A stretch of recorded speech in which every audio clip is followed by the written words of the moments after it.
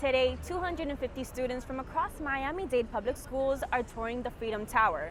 It's aimed at honoring November 7th, Victims of Communism Day. The shift from Miami to DC hasn't been easy for everyone, but for some, the challenges have made the experience even more meaningful. Right here in Build Back Cape, Florida, volunteers are joining forces with Ocean Conservancy and Volunteer Cleanup in the celebration of International Coastal Cleanup's 40th anniversary, as well as Miami FIFA 26 being their local host. Me encuentro afuera del Capitolio de los Estados Unidos, donde esta reforma fue pasada. Ahora muchos estudiantes que aspiran a obtener una maestría o un doctorado están enfrentando una nueva realidad. Turns out there are hotter places in the summer than Miami, and Washington, D.C. is one of them. This passport event is showing visitors that Florida's impact stretches far beyond celebrating its global connections, right here in Washington. Let's check it out. For years, students have relied on federal loans to help fund their dreams of graduate and professional school. But starting in 2026, that picture could look drastically different, leaving many to now wonder what comes next. We're here at GEM headquarters, where volunteers are coming together to prepare these essential kits to hopefully relieve some of the stress that Hurricane Melissa might be leaving. They're looking for canned goods and non-perishable items. The police-involved shooting happened right behind us. Neighbors tell us that they were shocked, but officers say that they were forced to open fire.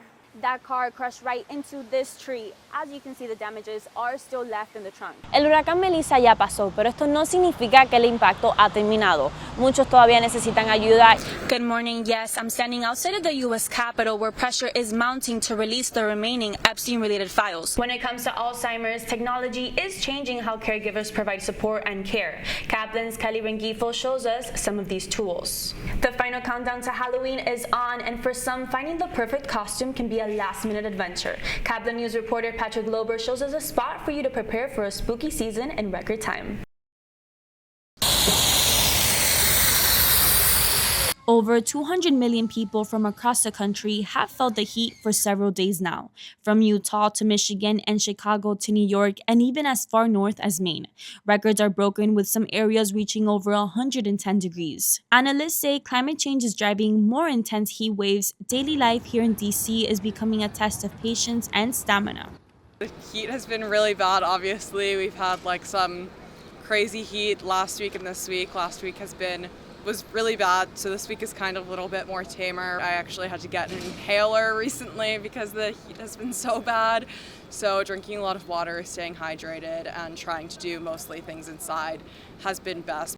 Even visitors are feeling the pressure. For those used to dry climates, DC's humidity adds another layer of stress, and health experts warn it increases the risk of heat-related illness. Where I'm from particularly, it gets quite toasty, over 100, but always whenever I visit friends and family here, I have to buckle down and remember that I'm dealing with humidity too, which is a whole other hydration game, and try to time it right so I'm not out during peak hours, or I've got water with me if I do, that sort of thing. Those who can't avoid the outdoors, like delivery drivers, staying cool is a challenge. But even as heat becomes more extreme, some locals say it's just another part of living here. Operation Pedro Pan was the largest recorded child refugee initiative in the Western Hemisphere. Over 14,000 unaccompanied Cuban children were sent to the U.S. between 1960 and 1962. I hope that it reaches a lot of people because they have no clue of what's going on. And you should learn. You should learn from what happened to us, and it's real people, and we have made it. And it's good, and we have not lost our roots, and that's what's important. For Pedro Pan children, the exhibit is not just a tribute, but a chance to share their stories and assure future generations understand the cost of freedom. And about these children had to leave their homes, but that they came here to the United States. What better place to tell this remarkable story than here in the nation's capital that has so many visitors from across the United States and from around the world.